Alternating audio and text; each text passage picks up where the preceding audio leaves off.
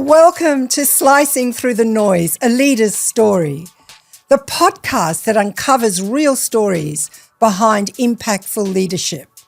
Join us as we explore how leaders cut through the chaos, master powerful listening, and build cultures of accountability and vision. Whether you're a seasonal executive or an emerging leader, this is your space to learn, grow, and lead with integrity.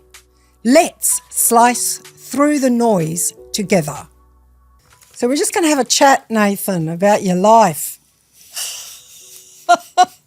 and how come you chose going down a road of entrepreneurship, business ownership, and then senior executive leadership. It's a huge story. And, what I'd like us to do is to just talk about, what are your earliest memories and your foundational lessons that you've actually had in your life and how that actually supports you now to cut through all the chaos and the noise and gives you an opportunity to look at the world in a different way. Yeah? That's a lot. That's a lot. Let's do it. So let's start with, you grew up in a huge family. Yep. That's like running an executive team. Yep. And, like one of 9 children. Yeah. That's a big family. Yep. And, how's that influenced who you are today? Yep. Your work ethic?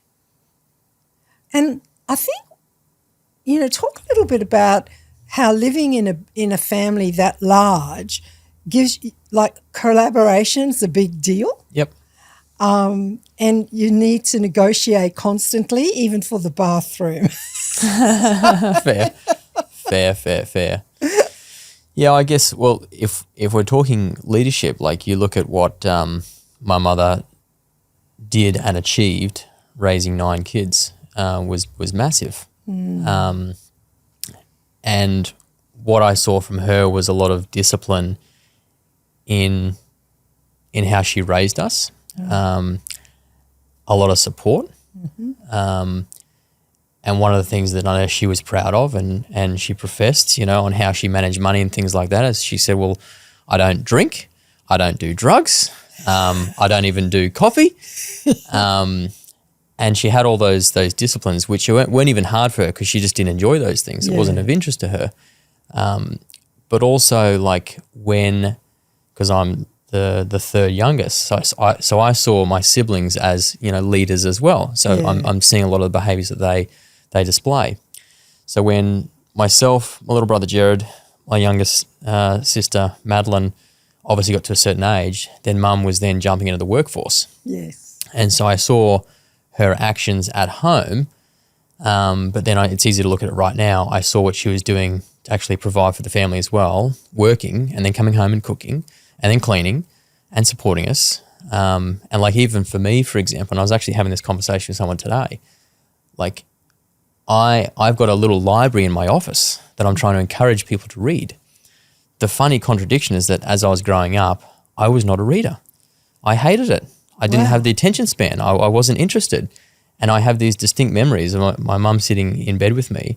And for example, she might read 5 pages of Harry Potter to 1 page that I would read. Yeah. And that was all about her trying to encourage the pattern and the behaviours. And to her credit, she didn't give up on me or the other kids. And so getting your people to read Harry Potter, not necessarily Harry Potter, it's almost the same thing. Yep. And so what I saw in her was the consistent showing up, the consistent support, and demonstrating behaviour. And you remember those things. And I guess that's a bit of a leadership too as well, is and the famous quote, people don't care how much you know until they know how much you care. Those are the lasting moments in leadership that stay with you. Yeah. So you started work pretty young. Yeah. And here's something that maybe you could talk about that. It's like delivering papers, pushing trolleys, working at McDonald's. I reckon McDonald's is responsible for some of the best leaders in the world. Agreed. Like all of my children either did Hungry Jack's or McDonald's. Yep.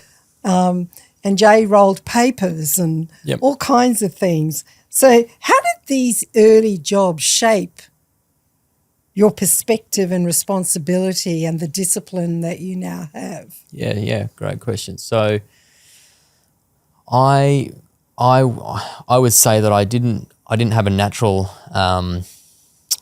alignment to sitting down, educational study, theory, et cetera, et cetera. I was more of a doer, and I learned a lot through doing. And I enjoyed that because I could see right then and there my impact as well. And I also had people around me that were doers too. So that's what I really flourished from. And I think having that diversity of those different things that I was up to and I was doing, I just met a lot of people. And because I was quite young, and in all of those roles I had people older than me. Yes. So naturally a lot of those people were better than me. Yes. And I was always aspiring to be like them or better than them or with them, et cetera, et cetera. And I'm just fortunate that across a lot of those positions, I just had good people around me that then helped shape and guide me to, do the right thing. You know, you just said something that kind of alerts me. Like that whole thing is you were fortunate that you had some really good people around you. Yep. What would you say to someone who doesn't have good people around them? Like the young and they've gone into like a McDonald's or a Hungry Jack's or a Kentucky Fried Chicken or whatever, and the people that they're working with aren't a good example. What would you say to them today, sitting in the position that you are now as a managing director? Yep. Or deputy managing director. Deputy managing director. So I believe it's important to know who you are fundamentally. Like, for example, as I was finishing school, I had some great friends, and I also observed some of the people around me that were going down the pathway of drugs and so forth. And that was just so far away from me that I knew who I was and I was gravitating away from that. So to answer your question, you might be working with people that don't sit inside your value set, or they're not doing the right things or whatnot. And it's either you've got to foresee in the future, can they be influenced? So therefore, are you the one to step outside and try and influence different behaviour, or do you need to separate yourself and actually put yourself in a fresh environment? Yeah.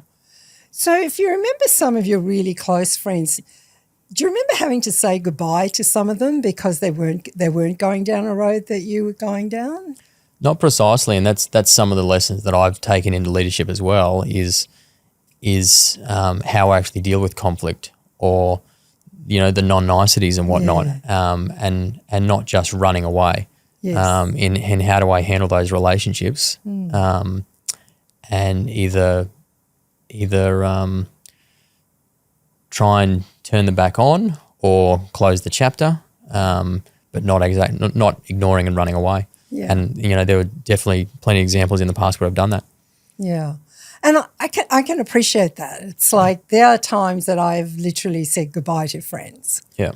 And when I love you and you and I don't sing from the same hymn book on the same page, or even know the same tune. Yeah. And finding people that are in tune, I reckon this is an opinion of mine, is that when you find people that are in tune with what you value, it's a lot easier to work with them and lead them. Yes. Yeah. Yep. So your fitness beginnings. Yep. Okay, so you pursued getting certified after high school and went straight into the personal training industry. And after graduation, you initially drew you into the fitness industry. Yep. How come fitness? I just enjoyed exerting and moving my body. And like around school, I would finish school and I'd just go for runs, or because I lived near Mount Cootha, I'd cycle through the bush there. I'd then park at the bottom of Mount Cootha. I'd run up to Channel 10, I'd run down, I'd cycle up, cycle down, then cycle home. And I just enjoyed it. I really enjoyed it. And so in grade 10, I think it was, I had a teacher come to me and say, hey, how would you like to have a day off school each week, get paid for it, and get a certificate at the end of a program? And I went, sign me up.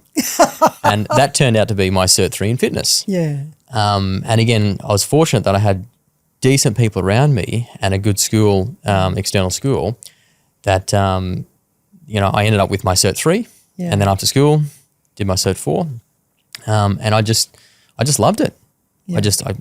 I really enjoyed it. And the linkage that I found there was actually, when I was with Vision Personal Training, is actually helping people change their lives. Yeah. We had a target audience of people that were overweight, obese, and had a lot of health troubles and so forth. And you're literally tapping into their psychology as well as working through nutritional challenges and then getting into exercise. Yes. But it was all actually about the mindset first. Yeah, so it's all about the mindset. All about the mindset. Someone doesn't want to do it, there's nothing you can do. Nothing you can do. And there's also a lot of stories that people say.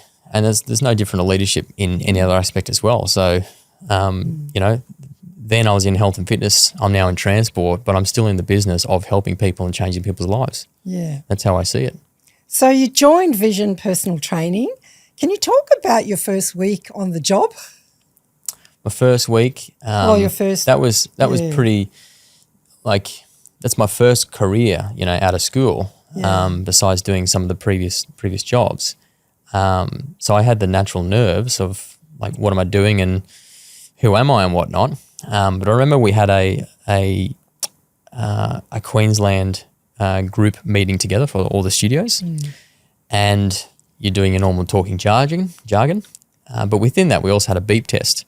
And if you don't know what a beep test is, essentially you start on one end and there's a distance and it goes beep, you run to the other side, and then you got to wait and you go beep, and then you run back again, beep, back and forth. And then increasingly the beep gets shorter and shorter. So you end up sprinting between the lines. And in the end, I was 17, I came first. So 17 years of age and I won that. So obviously the boss at the time was like, we're keeping him. That's good. A beep test. Yeah. Maybe we should do that to everyone in any job. Let's do a beep test. Exactly. Let's keep the ones who come first. Exactly.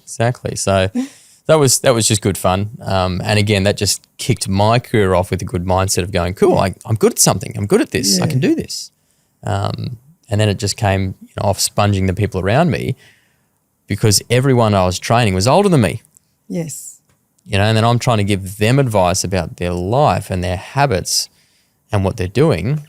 And that was tough. Tell us about that. It's like you've learnt something, you're passionate about it, you love doing it yourself, and now you're talking to people who are probably decades older than you, some of them, on how to clean up their lives, and it's tough. They don't want to listen to you. You're a kid, man. You're 17, 18, well, you're still wet behind the ears. Go home. Yep, exactly. Speak about that. So I had an amazing mentor who was the owner of the business, Rana, and he was massive into personal development, and he was a key pivotal person in my life that helped actually shift me down a certain pathway. And I remember he was able to interject and interrupt me and help guide me, as well as he would provide me resources to help influence me as well in a positive way.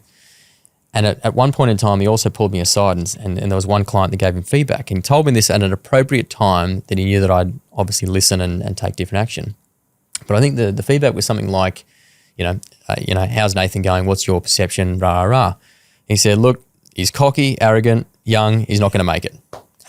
And I remember Rana telling me that, and I, my impression management, I didn't want to not be liked. I was young, I was in a fresh career, and yes, I was cocky and arrogant. I thought I could do it all. And that's the risk as well. Sometimes you get a few wins on the board and you think you're invincible, you're amazing. So that was a good knockback. And I went, righto, I've got people, like I'm 17, 18, 19 at those point in time. And I'm literally talking to people in their 30s, 40s, and 50s. That was a good wake up. The other person was, I remember her very clearly. She only trained with the owner, and she was just a unique cat and a really nice person when you got to know her, but she wouldn't acknowledge me. She wouldn't say hello to me. And keeping in mind with that business, one of the fundamentals that we had is that every time a client walks in the door, we say hello and we greet them. And she thought that we weren't being genuine in doing that because every client got the same hello, hello, hello, and every trainer. So, and she didn't like the fact that whilst you're training her, you're not focused on her because you're saying hello to someone and whatnot. Anyway, one of the biggest wins I had was over the course of a few years, I ended up being her permanent trainer. And she loved working and training with me. Yeah. And she understood me and I understood her. But that took a lot of growth to actually get to that point. And keep in mind, she was a psychologist and she was in her 60s. Who's this kid? Who's this kid that's then pointing me round? Yeah. And then take it to a next level. She had an adult disabled son who had Down syndrome, and then I'm training him. You know, so those are some of the wins that I have of going, righto, I've actually turned a corner here, but it all comes down to influencing people. Yeah. What do you think it took for you to take the feedback and take massive action? What does that take? I think it was I don't want to be seen in that light. Yeah. I don't want to be wrong.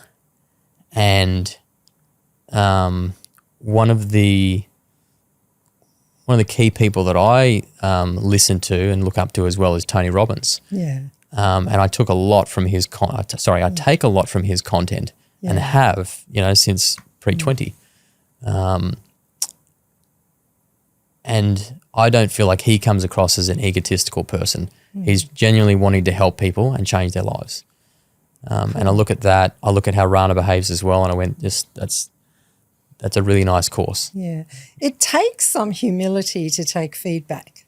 It's hard, yeah. Yeah, because it's like, let's be real. Like, I want people to like me. Yeah. I want to get along with them. I want them to say nice things about me, just like you.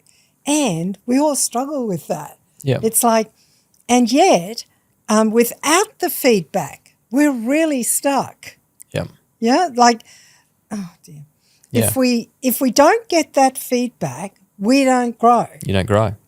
So it's like, what's that old saying that feedback's the breakfast of champions? Yep. And I've never forgotten it. I think someone said it 30, 40 years ago. Yep. And it's still real today. You want to grow, you want to develop, you want to be better than you are, than you were last year, last week. Yep. Elicit feedback from people. Yes. Even when you don't like it. Yep. That's just part of it. I completely agree. And any time that I've grown in life, it's because I have taken on feedback. And any time I haven't grown in life, just ask my wife, it's because I haven't taken feedback. I love Grace.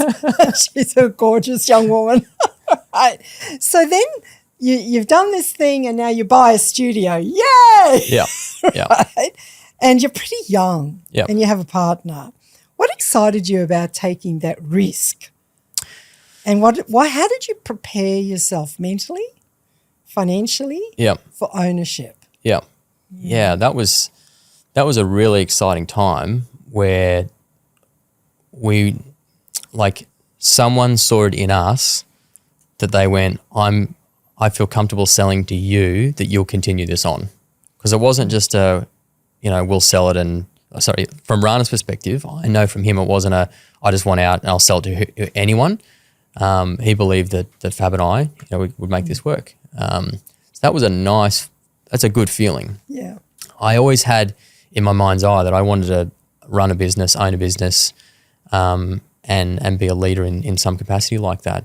So it was ticking those boxes, and I just genuinely loved the environment and what we were doing. So I thought, well, this is easy. Yeah. This is cool. We can turn a buck. This is great. We can make some money, have some fun, help out some people. Yep.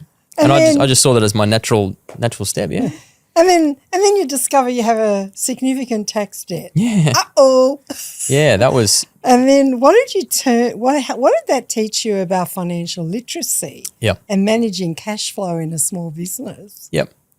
So it really showed me. I didn't have my blinkers on. I was seeing what I wanted to see, and I wasn't paying attention to what I didn't want to see. And there's an interesting aspect there of ignoring things. A theme there that I needed to work through. So I was sitting down with my bookkeeper for breakfast one time, and just, red flag. Hey, we've got about a 40 grand issue here. You went, what? What? Yeah. And I was 20, I think I was 20 at the time, 21. And that, frightened the hell out of me. And then I met with my accountant. He's like, oh, it's more like 60 grand. And, what? And I went, okay.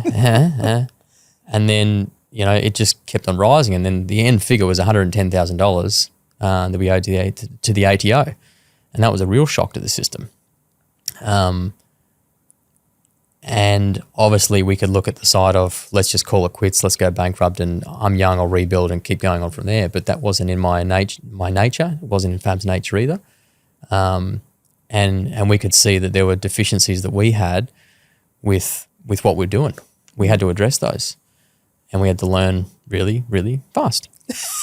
Really fast. Really fast. And we, part of that debt was also some super payments that weren't made. And we had a commitment. That's a really big problem. It's a big problem. In Australia. Yeah, and so that we had a big commitment to our people. So we fessed up and we told them, here's the situation. We were blind to it. We're not blind to it now. And this is what it means to you. It's going to get paid plus any interest that you've lost out on as well. And I'm really proud we made good on that. Yeah. It takes something when you get a wake-up call like that. Yep, massive. So what's your advice to someone who's entrepreneurial going out into business? What do they need to keep their eye on around this kind of stuff? Well, I think for one is knowing what you're good at and what you're not good at. Great piece of advice. Yep. What are you good at? What are you not good at? And just accept it. Yeah. The things that and then the next thing really is how much time do you have? And therefore, across what you're good at and what you're not good at, where do you need to lean on other people? So it's what are you good at, what are you not good at, where's your time, and then what do you need to lean on other people? And then it's the quality of people you have around you that are really going to have your back as well. Yeah. They're going to support you and give you a kick, give you support, give you a jolt. You need to have a team around you. Yes.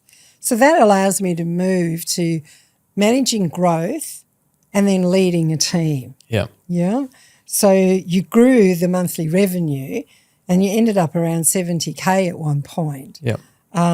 With, 350 to 400 training sessions. Yep. A week. Yep. So how did you manage the operational challenges that come with that? Fortunately, the franchise had a really good underpinning operational system, and I'm a heavy believer of. And you look at again, time at McDonald's, everything runs on systems.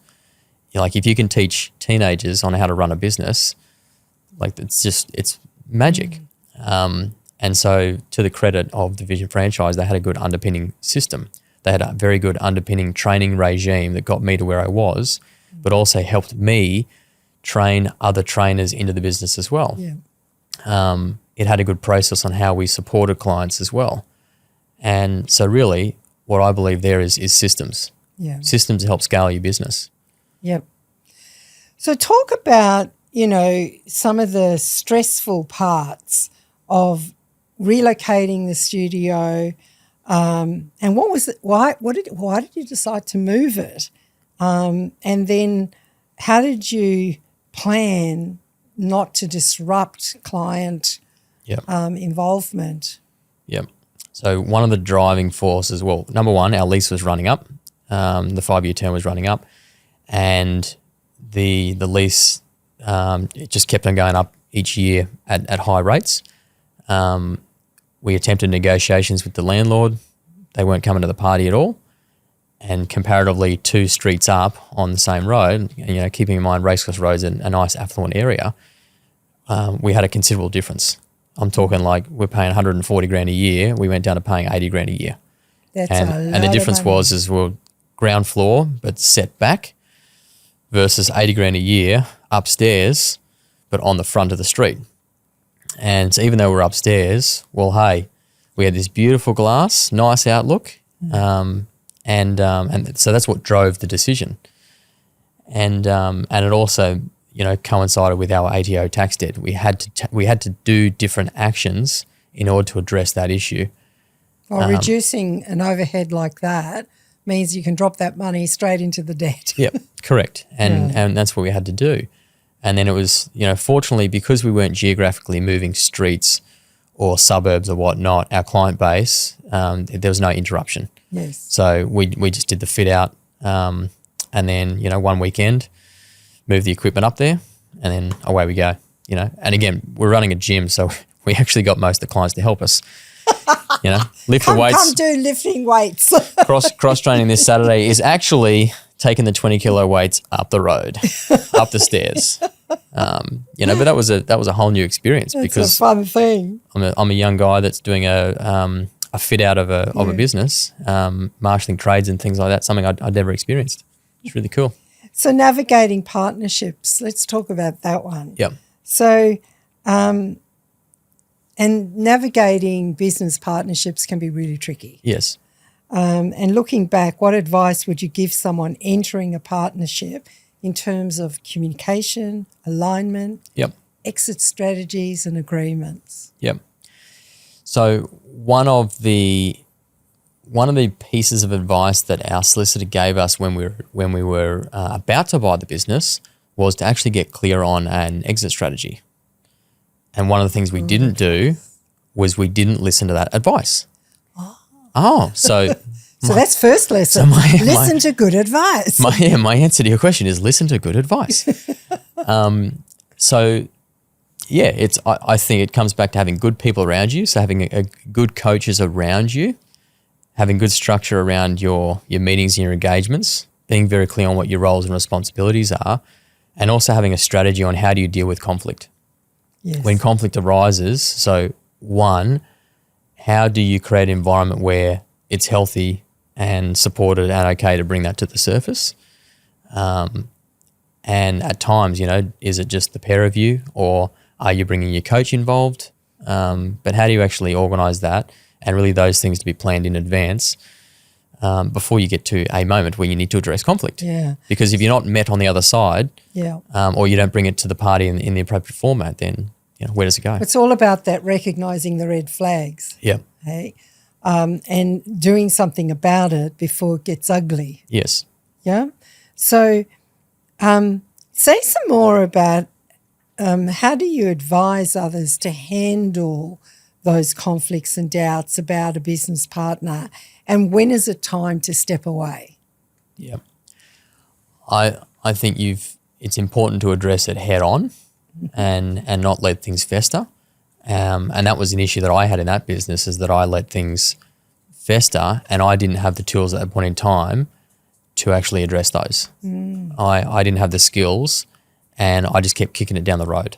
And then eventually my pot blew and I'd had enough. But I didn't do that in a healthy form. So again, it's looking for those, as you said, with the red flags, yes, but learning on the strategies on how you actually address those. How do you see those, address those? So it's all about, if you're going to enter into a conflict, do it now. Yep. Before it becomes this major thing. Yes. Yeah. And, it's like if you look at most businesses that partnerships that end, I reckon that's the reason. Yep. It's like by the time you say something, you're at boiling point. Yeah. And it's not pretty then. No, it's not. It's not. And, like a different example, but I can use this in relation, is that I had one of my managers approach me on last week, and that person done a little boo-boo, and a boo-boo? A boo-boo, yeah, they've done a boo-boo. They've done a boo-boo. And they were very nervous to address that with, our company owner. Yeah. And I felt initially like, okay, potentially they're wanting me to be a part of this to help soften the blow in addressing this. And I go, no. I'll help field this with you and bounce, but you're going to address this head on. And what I find is that we as humans actually create stories in our mind that are worse than what the actual situation is. Yeah. So circumstance occurred in the morning of this said day. And there was an opportunity for this person to interject and correct the situation, but they were too nervous because they were reading into the behavior of the other person. They were reading into the behavior of the company owner. And so they went, no, I'll do this at a better time that's more appropriate for that person. But all the while that they're waiting for this ideal time, they're then creating these stories and they're drama filling their mind with how this could go and how this is going to play out.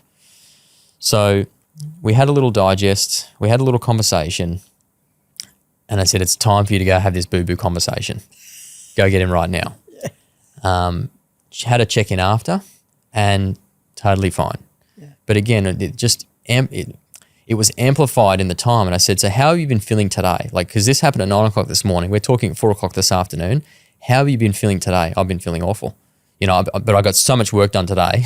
It's because they're trying to do a lot of work to make up for the boo-boo. Yeah. But ultimately, the boo-boo was actually nothing in the scheme of things. Yes. So anyway, the essence of my long ramble little chat there is that we create stories in our mind that is most of the time worse than what it is compared to if we just nip it early on straight away. So that whole wonderful thing that when you're leading or when you're wanting to grow people is teaching them to nip it in the bud. Yeah. Say something fast, and it's never as bad as what you thought. No, but it takes that emotional maturity as well to be able to slow yourself down so that, as you said, you don't have that tipping of the pot, bursting, steam coming out type eruption. Yeah. That it is done in a stable, professional, Okay. way. So eventually you sell the Studio, yeah. The studio, and I believe you vendor financed it. Yep. Smart. Yep. Do you know most people don't even understand that? Yep. Well, fortunately, that's what the previous owner to us actually did with us. So we mirrored that behaviour because it worked, and we saw the security there. The other thing is we didn't know this bloke, so we made sure that we had some security. So we had security over his family's property. Nice. So, and thankfully we did have security over his property because we essentially had to leverage that in the future to come. Yeah. So at some point he didn't honour the deal. Correct. And then you leveraged it. Yeah. We didn't have to enact on it, but painfully we had to leverage against it. And there was heartache there, but ultimately we had the security there. Had we not have had that in writing in a legal document, then we'd be in the red for that. So who gave you that piece of good advice? Same lawyer? Yes, and Rana as well. Yeah. Yep. Like get really straight and clear about what you're about. Yep. Yeah. Yep. So the straighter we are, the easier it is for us to actually manage our lives. Correct. Especially when we're leading a team. Yeah, and what I'm hearing there as well is it's like get straight when everyone's cards are on the table. Yeah. And when everyone's on neutral ground. Yes. When people aren't on neutral ground, it's harder to do it. You can't do it later, after the fact. And now you move into the transport industry. Yep. And you're the deputy managing director. How do you handle stress and uncertainty in your role? Well, what I strive to do is not do it by myself, and not wear 10,000 hats, because the reality is we've got a lot of people around us, and it's the old phrase again, pain shared is pain divided. Yeah, let me give you a bit of my pain. Exactly. And ultimately, like, the reality is in a leadership position, and particularly in a senior leadership position, you are always faced with negativity, objections, and challenges in business. And it's like, well, don't get surprised by it. And this is one of the things that Brett would certainly talk to. Don't get surprised by it. Like, it's just going to happen. And the phrase that, you know, Brett does use is like, don't get surprised that someone's going to cut you off on the road and toot at you. Like, it's going to happen. People are going to be upset. You know, you just got to deal with it. And fortunately, you need to rally the troops around you and have a team and leverage on your team and help them grow too. I also see that when you do have challenges, setbacks, objections, that's a learning opportunity for me, but also a learning opportunity for people around me as well. Yeah. Because there's a reason why those are happening. So when you look at like is in the broader sense of reflections and advice, Yeah. you know, like it's a great piece of advice to say, stop being surprised that things don't go exactly how you planned. Yep. People are going to cut you off and do whatever. So what do you think are the most critical leadership skills that you've developed over time that actually support you to keep things moving when it's tough? Yeah. Relationships. And one of the things that I do focus on with relationships is I'm not always effective with it, but I really try and listen to people, and I really try and microanalyze what they're saying against how they're feeling and their behaviors as well. Because sometimes what people say is different to how they're behaving. And sometimes you need to ask some fielding questions to really get through as well, and helping them understand what they're doing. Yeah. Can you think of a time when asking those questions gave you a big aha moment? Asking the questions of someone. Of someone. You're leading them, things aren't going well, and really you just want to do annihilation, and you know that they do bring some good value here. How do you get through it?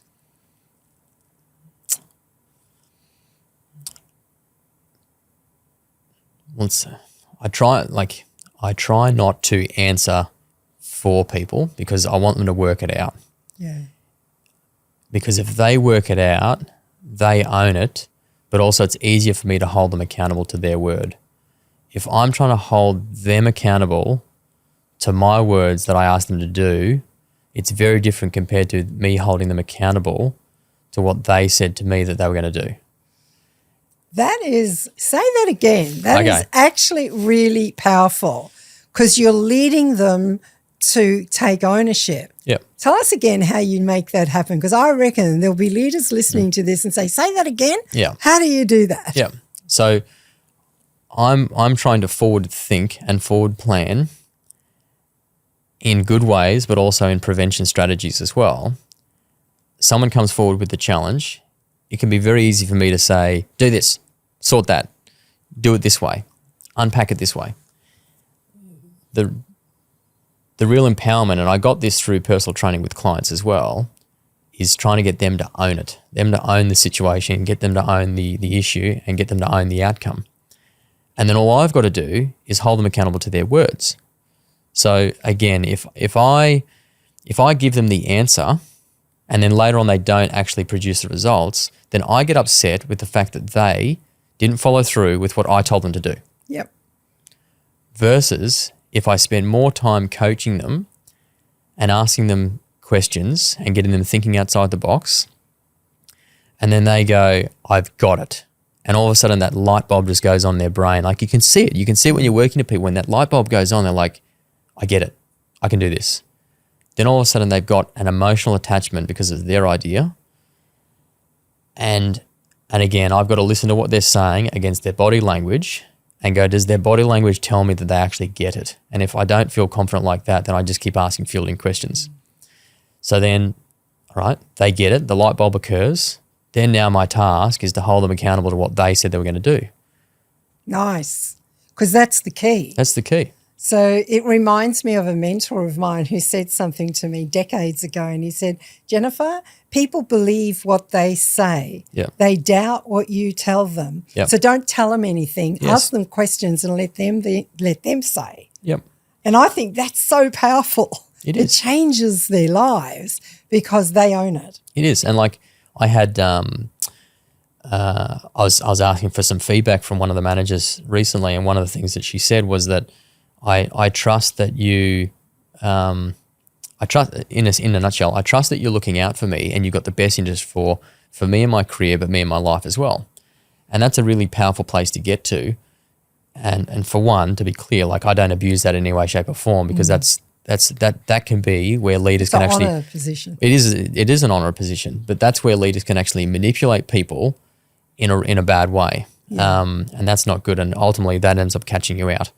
But that was like a real win for me, because I'm like, wow, like she's trusting me and she's trusting my words, because she knows that when I say, hey, I think you should look at this, or I want you to look at that, or hey, your self-belief in yourself is too low and I need you to have a crack at this. You know, like this particular person at one point in time, I'd coached and I asked her, and I wanted to do this certain thing in the business, to do some sort of presentation. And she kept on pushing back. And it got to a point where I had to be more forceful and went, right now, you're coming from a place of low self-belief and some insecurities. And I'm only saying this to you because I care about you. But I know that you are stronger and better than this. I've got to put my foot down. You need to have a go at this.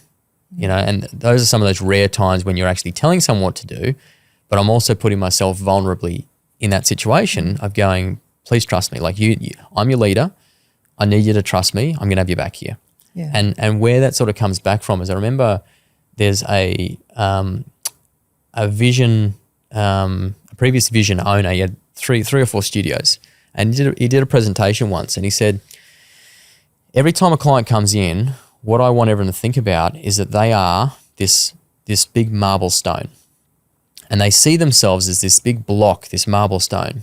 But you, as the trainer, or in this case, us as the leader, we need to see this person as the Michelangelo statue within that stone.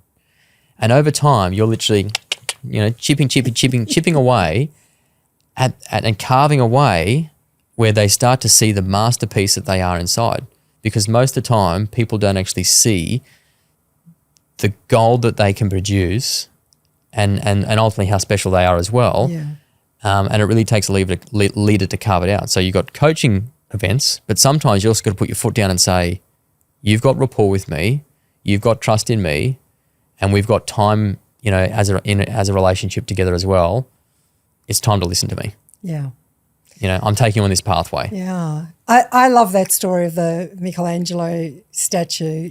I've stood in front of that thing for hours in Florence, and that story of you got to be, how do you find the Michael in you? Yes.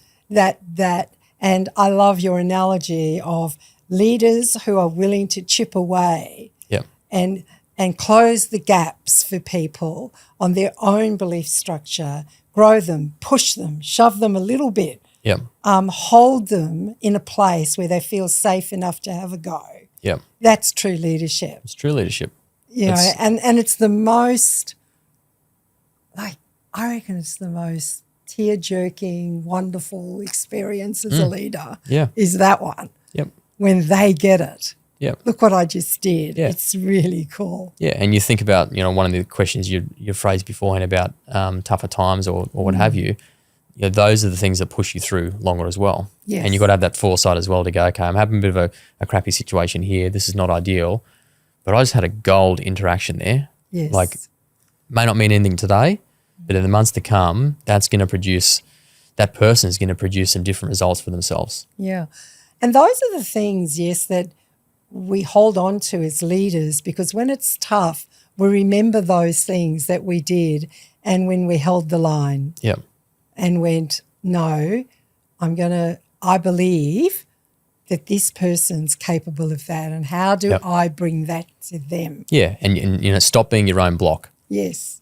So if you look, so here's a big takeaway for people. If you look back at that young man who 17, 18, let's do this, let's do, you know, and you go, what advice would you give your younger self of your own, you know, what have you done and what advice would you give them, that young man today, that would make a difference for him or anyone listening?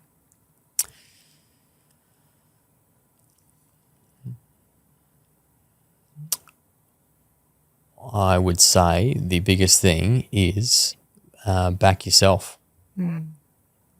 Like, you think of one of the reasons why someone won't do something is because they don't believe in themselves. Yeah.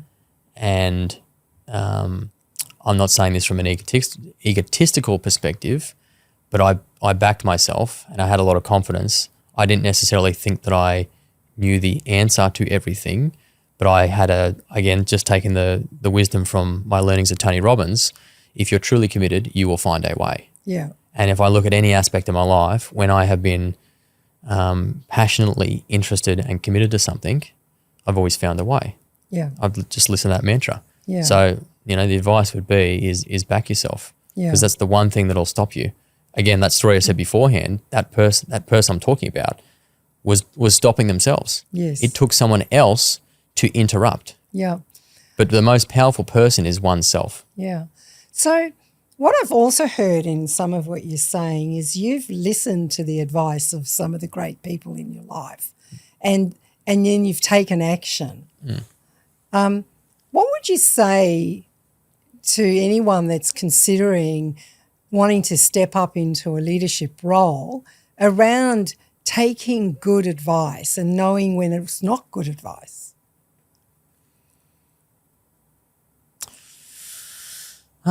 Jennifer, good question.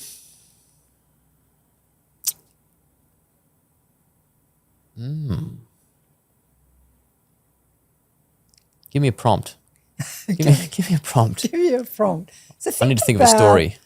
Think about a piece of advice not that original one, but another thing that someone actually challenged you on and then you dismissed it. Yeah. And if you'd listened today, then, if you were there again, you would have listened to what they said. Yep. Yeah. So there's definitely times in my life I can look back and I've just had my eyes set on, this is the way, and I haven't been open to listening, and I've been ignorant, or I've put people in a box and gone, well, you're in this box, and I don't take advice from this box or whatnot, and that's just very ignorant. Yeah. And I'll link back to one of the comments that Annette, Brett's wife, actually made when I was doing a little interview session with her, and she talked about the relationship that Brett had with his dad. So his dad ran trucks, his dad ran a trucking business, and then Brett is now running his own business too. And she remarked that there are times when Roger would always give him free advice, and Brett had a way of listening to his dad, and he looked up to his dad immensely, has a very, very strong relationship with his dad. And Annette remarked that her observations were that he would always listen to Roger, always listen. But that doesn't mean that he did everything about it. But it's the way that he actually fielded those questions. Yes. He'd listen and respond, show respect, Yep. and then digest it and take it in his own stride. So that to me sounds like, you got to know your own, you got to have confidence in yourself. Yeah. Be open to being an absolute sponge and listening to what is coming in, but then not following everything. Yes. Because if you follow everything, you then flow into chaos.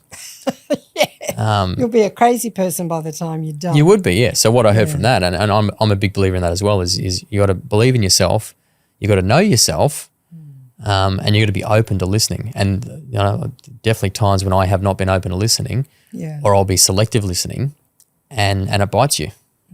It bites you. So, But those are the great lessons as well. Yeah. So one of the things that I know that I've seen in most really successful business people is they have stable relationships with a significant other. So how did you decide that was your path? You were going down that road. How did I decide, and how did I go about it? Oh, tell us how you went about it as well. So I look at, unfortunately, my parents separated when I was very young, and so I looked at my mother who had nine kids and was raising them solo largely. And that was massive. And there's what parents would go through going through a separation, and then there's the kids' version of what you go through and what you see as well. And then there's all different sides. So I grew up with that. I grew up seeing a lot of stability in my mother as well. And I was very fixated on, I wanted stability in my life for myself, for my partner, because I don't want to treat my partner in certain lights, and for my kids as well, you know. Yeah. That was very important to me. And so I had quite a clear picture in my mind's eye of the type of person that I wanted to be with. And, you know, people might, you know, have little mockeries of movies where it's like, boy looks across the room and sees a girl and she's the one and whatnot. And funnily enough, I had that experience, and I believe I attribute that because I was very clear in my mind's eye of what I wanted to create for my life. And so, can I tell the story? Yeah, tell the story. I reckon this is absolute cracker. So we were in Racecourse Road. Ascot was our business, and up the road was Grilled, the burger shop. Fortunately, we trained the owner, Jason, and every Friday we do a team training session with all the trainers, whether it would be physical, going off site and doing lawn bowls or rock climbing, just something as a team. And we'd always finish with going to Grilled after, courtesy of Jason giving us 2-for-1 burgers. Very good. Very deal. good. Very good. And there was one occasion where I noticed Grace, and it was literally the look across the room, and I went, that's the girl. She's the one. She's the one. That's it right there. You know, no talk, just I could just see by the way that she was acting, laughing. I don't know, like it's how do you describe the fact of seeing someone and being able to, you know, digest their personality in some form, but there's something there, right? So I had to find a way to connect with her without being a total. She worked at Grilled. We'll be clear there first. Yeah. So I had to find a way to connect with her without being a total weirdo.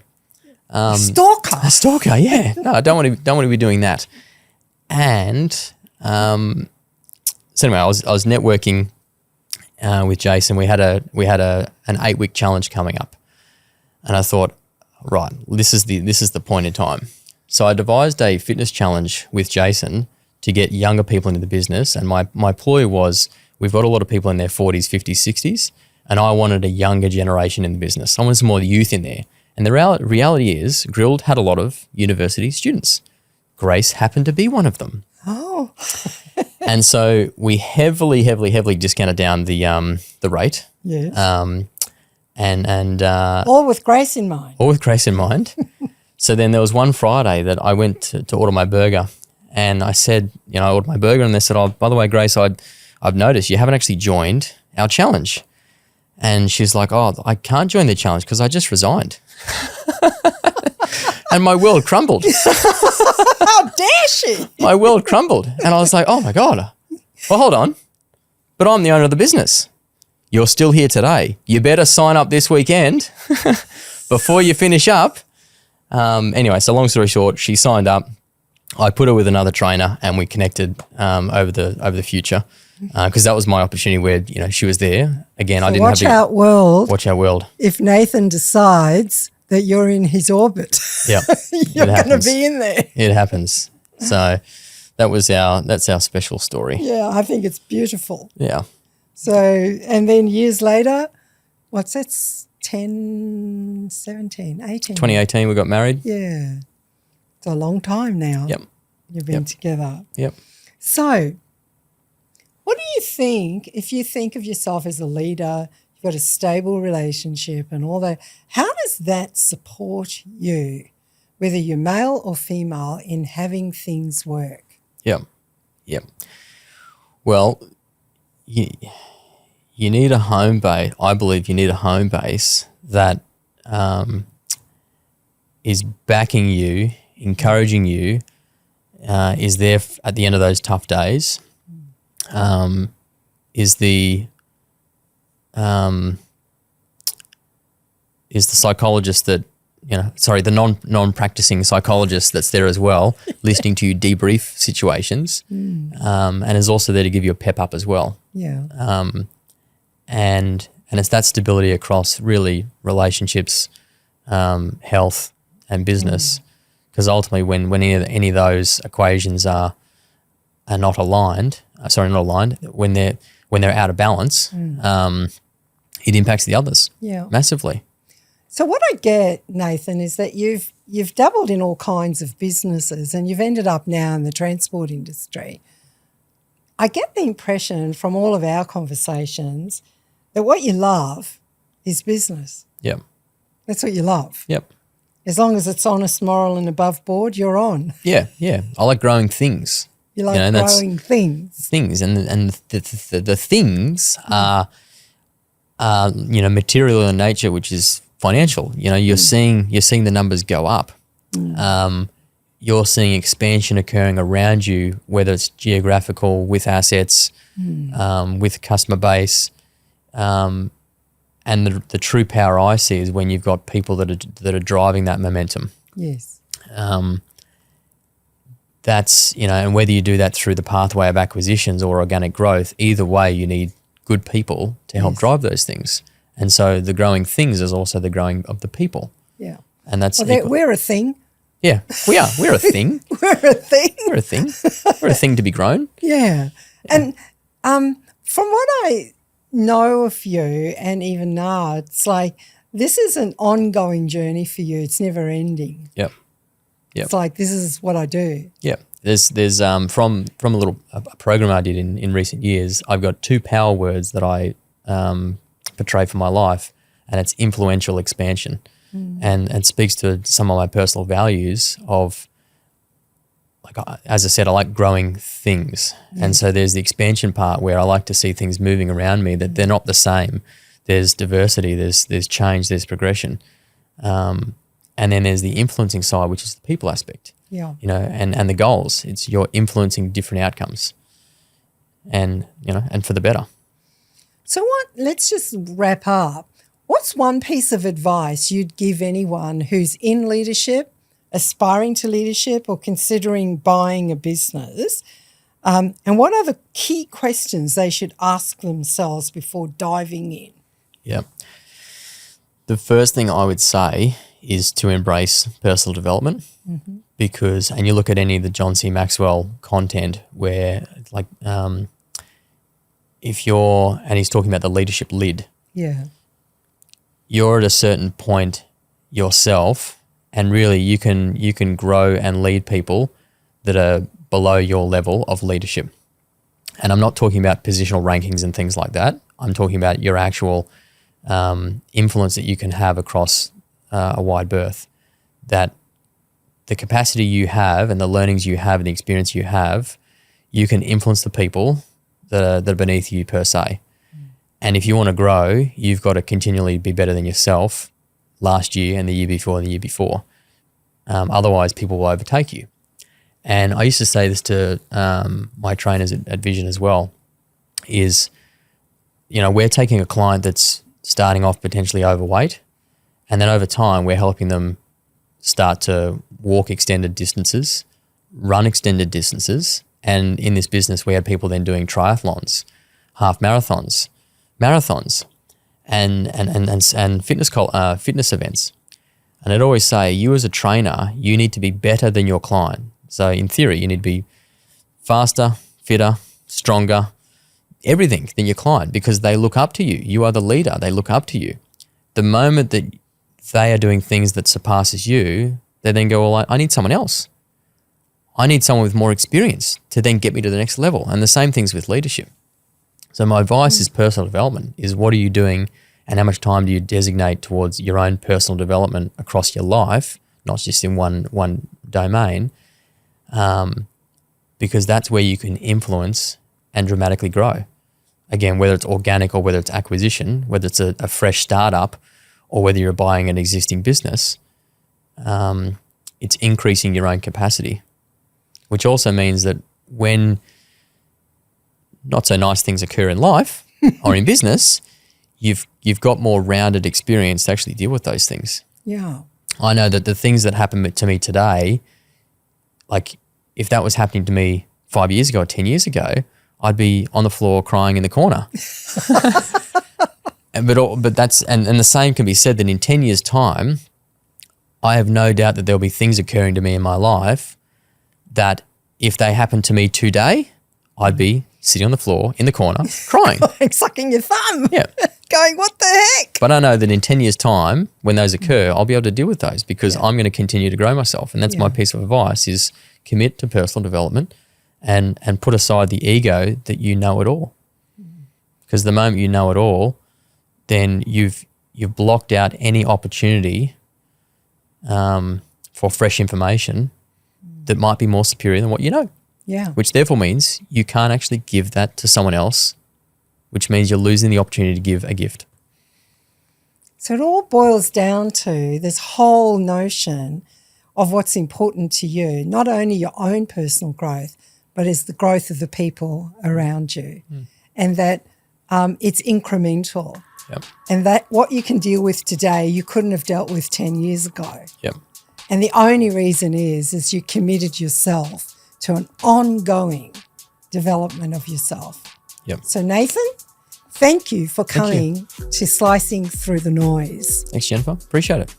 Well, that wraps up today's episode. If you enjoyed our conversation and want to keep the momentum going, make sure you hit the subscribe button so you never miss the latest insights and stories from extraordinary leaders. We appreciate you tuning in and can't wait to share more with you soon. Thanks for listening.